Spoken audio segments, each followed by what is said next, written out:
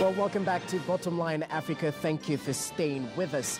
Now, a high-level UNGA side event has just been concluded in the United States. The side event, which touches on cross-border peace initiatives along the Kenya-Ethiopia border, was co-organized by the permanent representations of Ethiopia and Kenya to the United Nations, alongside the United Nations Development Program, UNDP, and the UN Office of Counter-Terrorism. Now, the high-level speakers from Ethiopia, Kenya, IGAD, the UNOCT, and the UNDP participated in the meeting. Now, just to tell us more on what this mega Kenya-Ethiopia cross-border initiative is all about, I'm joined in studio by Mohamed Tache, the head of Marsabit Governors Delivery Unit. Thank you so much for making time. Welcome to Bottomline Africa. Thank you for having me. Now, let's just talk about the Kenya-Ethiopia cross-border initiative. Obviously, this is something that the Marsabit County is looking forward to. Perhaps let's start by taking a look at the objectives of this particular initiative, as well as how it will transform the lives of the members of Marsabit County. Thank you very much, Jesse. Well, the cross-border program is an integrated program that was born out of the necessity to address long-standing border issues and conflict both in Kenya and Ethiopia. Over time, the communities along the border were more often than not marginalized. They were not incorporated in the socio-economic programs of the country, and they were left behind. And given the porous nature of our borders, the leaders of the two countries felt that it's about time when the common problems that faces the people are addressed through a common approach. So way back in 2015, December 7th, His Excellency the President of Kenya, His Excellency the President Uhuru Kenyatta, and the then Prime Minister of Ethiopia, Haile Selassie Desalegn, signed an MOU to see on how the two countries can work together on issues that are of interest to both of them and that can affect the communities along the border. After the MOU, the UNDP, IGAD, and other international partners came on board, and a program that was transformative, that can change, the narrative of the borderline, the borderlands, was developed. So the program did not kick off immediately. There were issues to do with funding. It was a highly ambitious program that was costed about 550 million USD, equivalent to 55 billion shilling. But initially, at the time, and up to last year, only 20% of the funding have been pledged. So the program designs kept on, changing here and there. The funds is still being sought, and we hope that the fund will be available. The program generally has about 4 areas that we wanted to address. It was to strengthen the conflict resolution mechanism along the border, enhance people's access to trade and financial services, then improve environment and integrated natural resource management along the border. Most of the resource on the border, both the land and the pasture, the water, is being shared. For pastoralists, the border just, in paper. They cross over when there's water on the other side of the border, the others come over. So there was the need then to see how this resource can be managed together. Then the program also anticipates to build certain knowledge on what cross-border issues actually are, and then develop appropriate responses to these issues. Finally, it was about enhancing partnership and collaborations on all issues related to the border areas. Border areas have similar characteristics. So there was a desire to develop a common platform, a common approach, and a partnership framework to address issues of the borderland. Okay, so how far is the implementation process as we speak? Yes, the program was designed, the final design of the program came out last year, 2017, in June 2017. But as I said, the entire funding for the program was not available. But from this year, February 2018, we began the first component of the program, the cross-border integrated program on peace development and conflict mitigation. About a 2.3 million USD program was begun, mainly funded by with a big support from EU. Okay. So what's actually is going on is now that component. The program has several components, from the livelihood, from water resource management, integrated management of natural resource. But what has actually now begun is the peace component of the program. Yeah, yes. Well, that's very important, the yes. peace component. But as we well know, the neighboring country, Ethiopia, yes. is perhaps the second largest country in terms of population in Africa, about 100 million yes. Citizens in that particular country. Yes. As Marsabit County, how are you planning to take advantage of that particular population in terms of boosting revenues through tourism, through trade, especially cross-border trade? Yes.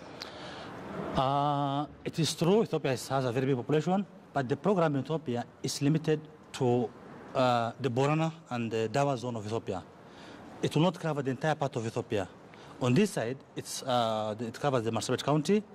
Then on the other side, it is the Borana area, which is the Moyale region of Oromia, the Dillo region, and then other very small towns. So that's about a population of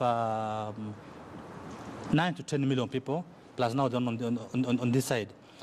Our biggest issue initially had been the infrastructure, the roads, the networks, network, and we anticipate that with the opening up of these regions, Marsabit products, largely the livestock products, the crop that we grow in Marsabit, and the business will have a bigger market.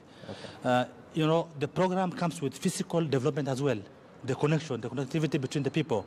So we anticipate easier movement of people and livestock and their goods, and enhanced access to our products. Okay, that's yes. very true. Yes. Now let's take a holistic look. Now this is a pilot yes. phase. They're trying to see if this can work by trying it out at the Kenya and Ethiopia border. According to you, do you think this can be applied in other areas, especially areas that are not so peaceful, especially around the border? Yes, absolutely. Borderlands in Africa have similar characteristics. Across all the border areas, the development indices are very low. And border points are more often than not also a breeding ground and safe havens for elements with, criminal and extremist ideas. So the same program can be replicated across other border areas of Kenya. For example, the Mandera Triangle. We have had issues with the porous border of Mandera. Mandera borders Somalia, it borders also Ethiopia. So the area called Mandera Triangle, that is similar characteristics with now the Marsabit Ethiopia border. Then we have the Karamoja cluster, the border between the West Pokot, Uganda, and also other part of Ethiopia. So all these areas have similar characteristics, and the same program, of course with a little adjustment in the design here and there, can be replicated. And in fact, that is now the talks globally on how to secure borderlands, on how to bring about rapid socio-economic development along the border, so that the border areas will no longer be a problem to us, but a source of security, a source of livelihood.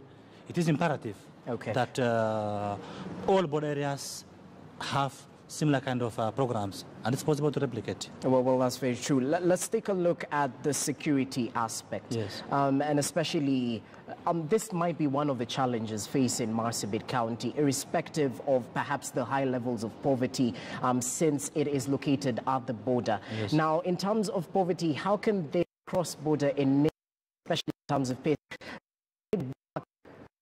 that it will reduce the uprise of Islamist group, especially since having in mind that Somalia, the home of Al-Shabaab, the Islamist terror group linked to Al-Qaeda, is right there. How can this cross-border initiative actually help in alleviating the peace situation in your county as well as others? Yes.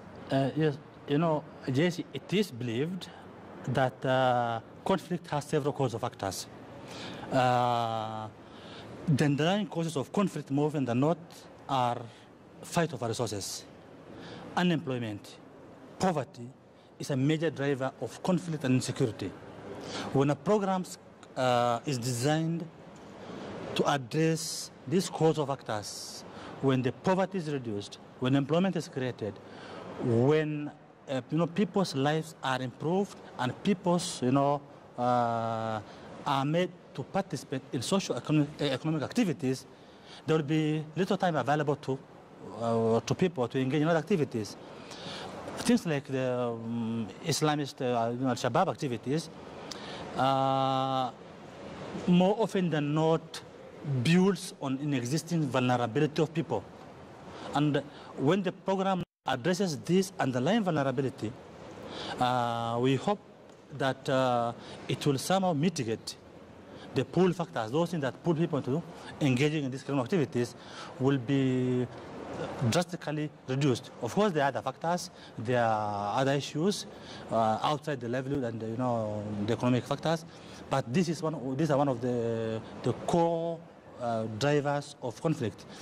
So yes, it will definitely contribute to the reduction of conflict, by improving the livelihood, by addressing the socio-economic challenges that people face. Okay. Yes. Well, we've talked about the implementation process already. Yes. You've told us where it is so far. Yes. But let's just take a look. I'm pretty sure this particular cross-border initiative is meant to unlock the economic potential of this, the two regions, Marsabit and the border area as well. Let's just take a look at the untapped resources in this particular region. As we all know, Marsabit obviously has a lot to offer, not just to Kenya, but the neighboring country as well. This untapped resources, how will this particular cross-border initiative help in opening up this? Yes, thank you.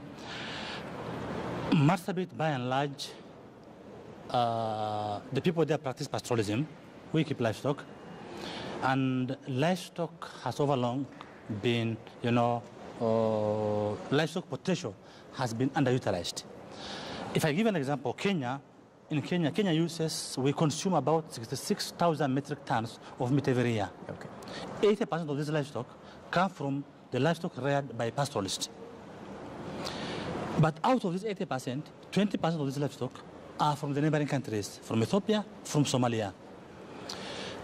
Well, at the national level, enough effort has not been done to ensure that our livestock is real, that we realize the potential of our livestock.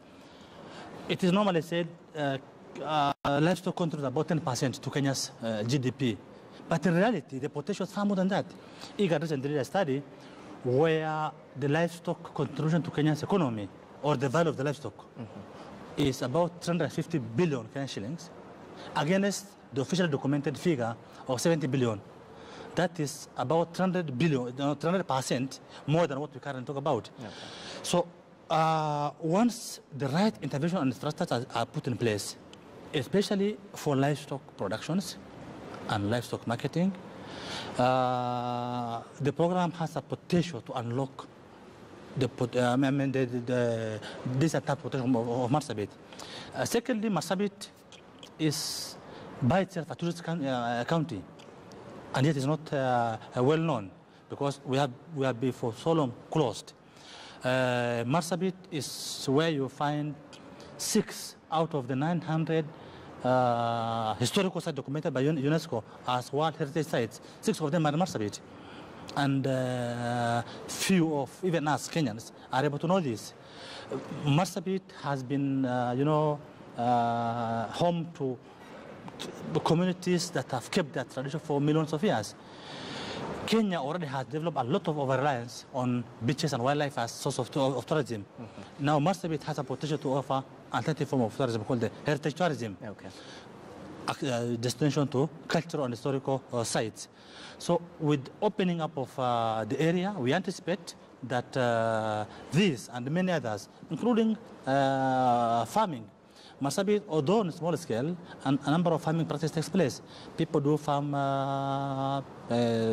sorghum, maize, beans, teff. I don't know about it, something called some small seeds called teff, the one that they used to make Ethiopian injera, the brown injera. Okay. All these are grown in Marsabit, but this potential have not been fully exploited. Okay, allow me to cut you short there. Yes. As we conclude the interview, perhaps let's take a look at the stakeholders in this particular cross-border initiative. We know of the obvious, the UNDP and the likes. Yes. Are the residents of Marsabit actively participating in this initiative? Talking about the community leaders, talking about the religious leaders, the Council of Elders. Tell us about that. The program is designed in such a way that it is people-centered. The peace and conflict mitigation that the program will pursue shall be primarily done by the already existing peace committees. So existing structures is what the program will actually build on. People will both be the beneficiary and a key stakeholder in the program. When we talk about the program is just a very big general concept. Its implementation shall be done through a series of projects. So what project shall actually be done in which area shall be determined by the local people of that area.